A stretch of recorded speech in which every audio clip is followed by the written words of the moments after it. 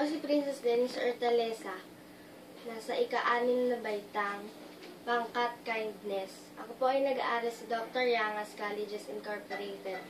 Anyong tubig. Ang Pilipinas ay isang kapuluan, kaya't maraming iba't ibang anyong tubig ang makikita rito tulad ng ilog, lawa, talon, dagat, bukal, look, kipot, golpo at karagatan. Ilog. Ito ay isang mahaba at makipot na anyong tubig na umaagos mula sa mga sapa o bukal sa itaas ng bundok o burol patungo sa karagatan. Tinatayang mahigit sa 130 ilog ang matatagpuan sa Pilipinas. Mga sikat na ilog sa Pilipinas. Ilog Cagayan. Pinakamahabang ilog na matatagpuan sa Pilipinas. Ilog Agno. Nagsisilbing patubig sa mga lupang sakahan sa Pangasinan. Ilog Pampanga. Naglalagos ito sa lalawigan ng Bulacan hanggang sa loob ng Maynila.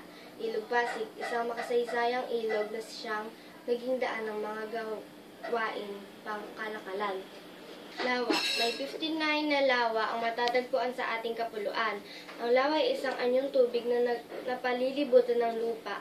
Karamihan ng lawa ay nagsisilbing pangisdaan at pinagkukuhanan ng tubig para sa gawain. Mga sikat na lawa sa Pilipinas. Lawa ng Laguna. Pinakamalaking lawa sa bansa na matatagpuan sa Laguna. Lawa ng Lanao. Pangalawang pinakamalaking lawa na matatagpuan sa Lanao del Sur.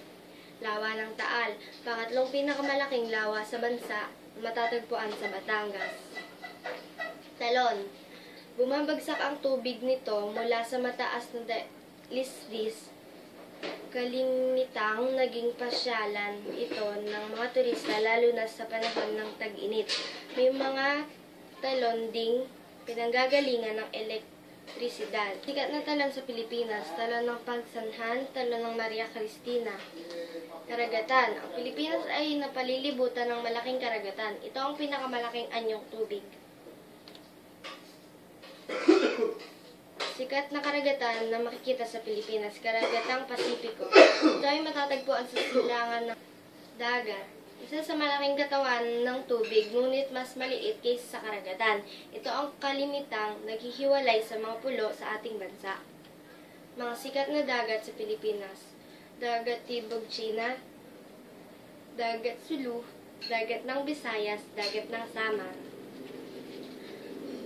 Ang isang anyong tubig kung saan ang tubig nito ay nanggagaling sa ilalim ng lupa. Mga halimbawa ng bukal sa Pilipinas, bukal ng Calamba, bukal ng Los Baños, bukal ng Tiwi sa Albay. Look, isang bahagi ng dagat na papasok sa baybayin. Mga halimbawa ng look sa Pilipinas, look ng Maynila, look ng Subic, look ng Tayabas. Kipot ay isang makitid na kanal na nag-uugnay sa dalawang malalaking anyong tubig. Halimbawa ng kipot sa Pilipinas, kipot ng San Juanico matatagpuan sa pagitan ng Samar at Leyte. Golpo. Ang golpo naman ay bahagi ng karagatan karaniwang nasa bukana ng dagat. Ang halimbawa ng golpo sa Pilipinas, golpo ng Lingayen, golpo ng Leyte, golpo ng Albay.